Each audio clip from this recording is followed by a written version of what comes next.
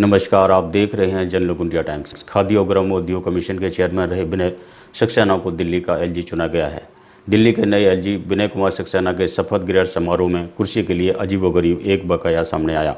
जब इवेंट में बैठने की जगह नहीं मिली तो नाराज बीजेपी सांसद और पूर्व गृह मंत्री डॉक्टर हर्षवर्धन समारोह छोड़कर चले गए। शपथ ग्रहण में अरविंद केजरीवाल भी मौजूद रहे। अर्थव्यवस्था, जीडीपी और रोजगार, इन सभी से मिलकर होता है देश का विकास। सरकार के योगदान से ही मिलती है देश को नई रफ्तार। लेकिन मोदी सरकार के राज में ना तो अर्थव्यवस्था को गति मिल पा रही है और ना तो जीडीपी बढ़ पा रही है। आलम ये है कि रोजगार से ज्यादा बेरोजगारी बढ़ रही है। बावजूद इसके मोदी सरकार के 8 साल पूरे होने पर जगह जगह जश्न मन रहा है, तारीफें की जा रही हैं, वाहवाही लूटी जा रही है। मगर हकीकत बताती है कि महंगाई रिकॉर्ड स्तर पर पहुंच गई। आंकड़ों पर गौर करें तो साल 2014 में जब नरेंद्र मोदी ने प्रधानमंत्री का पद संभाला तो उस वक्त देश की जीडीपी वृद्धि की दर 7.4% थी। लेकिन 2022 आते आते ये 7.3% के स्तर पर पहुंच गई। वहीं अप्रैल 2022 में देश में खुदरा महंगाई दर 7.79% हो गई है। ये 8 साल का उच्चतम स्तर है। वहीं थोक महंगाई भी तेजी से बढ़ते हुए 15% के स्तर को पार कर गई है। महंगाई के पीछे डॉलर के मुकाबले भारतीय मुद्रा में आ रही गिरावट का बड़ा योगदान है। रुपया डॉलर के मुकाबले टूटकर 77.59 के निचले स्तर पर पहुंच गया। वहीं रोजगार देने के मामले में भी नरेंद्र मोदी सरकार काफी पीछे है। साल 2018 में बेरोजगारी दर 5.60% थी, जबकि centre for monitoring Indian economy के ताजा आंकड़ों को देखें तो अप्रैल 2022 में देश में बेरोजगारी दर बढ़कर 7.83% पर पहुंच गई। देश में जैसे जैसे बेरोजगारी बढ़ती जा रही है, तेल की कीमतें भी आसमान पर पहुंच रही हैं। मई 2014 में देश की राजधानी दिल्ली में पेट्रोल की कीमत 71 रुपए 41 पैसे प्रति लीटर थी, जो कि 24 मई को 96 रुपए 72 पैसे प्रति लीटर पहुंच चुकी है। ये आंकड़े साफ बताते हैं कि मोदी सरकार में देश तरक्की की राह पर नहीं बल्कि बर्बादी की राह पर आगे बढ़ा है। चारधाम यात्रा पर जाने वाले 60 से ज़्यादा तीर्थयात्रियों की अब तक मौत हो चुकी है। इनमें 66% लोग डायबिटीज़ और हाई ब्लड प्रेशर के मरीज थे। केदारनाथ यात्रा के दौरान सबसे ज़्यादा मौतें दर्ज की गईं। जम्मू कश्मीर में आतंक के खिलाफ ऑपरेशन में कुपवाड़ा में घुसपैठ की कोशिश कर रहे लश्कर के 3 आतंकी मारे गए। 24 घंटे में 6 आतंकियों को इनकाउंटर में मार गिराया गया। ये मेरी नज़र में आया था सुबह कि गर्मी बहुत हो गई है, जिसकी वजह से स्पोर्ट्समैन जो हैं उनको दिक्कत हो रही है। 6 बजे या 7 बजे बंद हो जाता है, तो हमने ऑर्डर जारी कर रहे हैं कि सारी स्पोर्ट्स फैसिलिटीज़ हमारी रात को 10 बजे तक, ताकि शाम होने के बाद भी स्पोर्ट्समैन जो है उसका इस्तेमाल करें। समाजवादी पार्टी ने राज्यसभा के लिए अपने तीसरे उम्मीदवार के नाम की घोषणा कर दी है। आरएलडी चीफ जयंत चौधरी सपा और राष्ट्रीय लोकदल के संयुक्त राज्यसभा प्रत्याशी होंगे। अब दिल्ली में ड्राइविंग लाइसेंस बनवाने के लिए लोग रात में भी ड्राइविंग टेस्ट दे सकेंगे। उद्घाटन के अवसर पर परिवहन मंत्री कैलाश गौलत ने जानकारी दी। पर प्रतिबंध की घोषणा के बाद सरकार ने रात के आंकड़े जारी किए। भारत ने अप्रैल में $473 मिलियन का गेहूं विदेश भेजा। कल वित्त मंत्री जी ने कुल 12 ट्वीट किए। पता नहीं कौन सी उन पे बाध्यता थी वो ट्वीट करने की, पर एक ट्वीट बड़ा रोचक था। उसमें उन्होंने पेट्रोल और डीजल पर जो एक्साइज ड्यूटी केंद्र सरकार ले रही है वो घटाई। पेट्रोल पर एक्साइज ड्यूटी जो पहले मौजूदा थी उससे केंद्र सरकार ने 8 रुपये घटाई, डीजल पर 6 रुपये घटाई।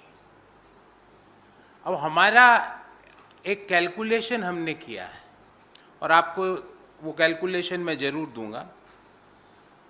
मुझे उम्मीद थी कि आज जब मैं इस प्रेस वार्ता के लिए आ रहा हूँगा तो भारतीय जनता पार्टी का प्रचार प्रसार डिपार्टमेंट पूरे दिल्ली में थैंक यू मोदी जी के पोस्टर ज़रूर लगाएगा, पर लगता है आज संडे है तो वो छुट्टी पे है।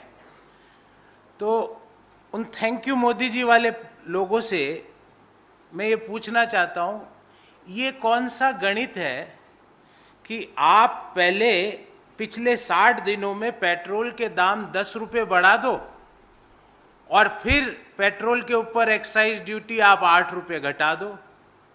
वो कौन सा गणित है कम करने का जिसमें 60 दिनों में डीजल के दाम में आप पिछले 60 दिनों में 10 रुपये बढ़ा दो और 7 रुपए कम कर दो। ये कौन सा गणित है?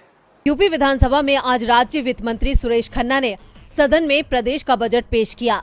वित्त मंत्री ने बजट पेश करते हुए कहा कि 2019 में पीएम मोदी ने 5 ट्रिलियन अर्थव्यवस्था का लक्ष्य रखा था। पीएम के लक्ष्य को पूरा करने में प्रदेश का योगदान महत्वपूर्ण है, इसलिए प्रदेश की अर्थव्यवस्था को मजबूत करने और 1 ट्रिलियन की अर्थव्यवस्था बनाने का लक्ष्य रखा गया है। आज योगी सरकार के दूसरे कार्यकाल का पहला बजट पेश हुआ। 6,15,518 करोड़ 97 लाख रुपए का है बजट। बजट में 39,181 करोड़ 10 लाख रुपए की नई योजनाएं शामिल। राम जन्मभूमि सड़क निर्माण के लिए 300 करोड़ के बजट का प्रावधान है। अयोध्या में इंटरनेशनल एयरपोर्ट की स्थापना के लिए आवश्यक राशि का प्रावधान किया गया है। वृद्धावस्था पेंशन को 300 रुपए से बढ़ाकर 1,000 रुपए कर दिया गया। महिला विकास, सुरक्षा और सशक्तिकरण तथा कौशल विकास के लिए 20 करोड़ रुपए का प्रावधान किया गया। स्वामी विवेकानंद युवा सशक्तिकरण योजना के लिए 1500 करोड़ रुपए की बजटीय व्यवस्था की गई। बजट में वाराणसी में अंतर्राष्ट्रीय क्रिकेट स्टेडियम की स्थापना के लिए 95 करोड़ दिए गए। खेल विकास के लिए 700 करोड़ रुपए की धनराशि खर्च करेगी योगी सरकार। विश्वविद्यालयों के लिए 50 करोड़ रुपए की व्यवस्था का प्रावधान किया गया। किसानों को फ्री सोलर पैनल दिए जाने का प्रावधान भी बजट में किया गया है। गन्ना किसानों के लिए इनिशिएटिव लेकर काम कर रही है योगी सरकार।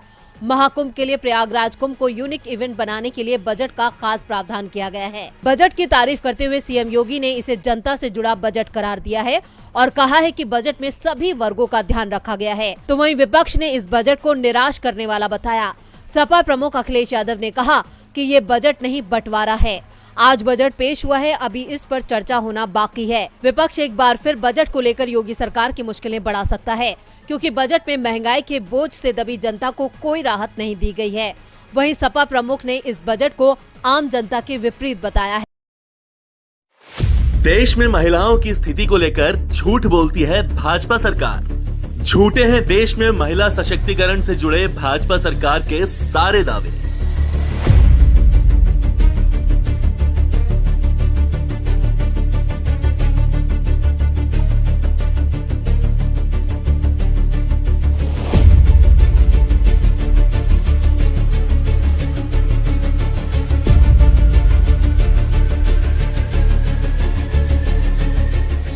महिला सुरक्षा और सशक्तिकरण के बिना एक सफल और संवेदनशील समाज का निर्माण संभव नहीं है। लेकिन देश में महिलाओं से जुड़े सारे आंकड़े हमें सोचने पर मजबूर करते हैं कि महिला विरोधी मानसिकता से ग्रसित भाजपा सरकार आखिर कैसा भारत बनाना चाहती है।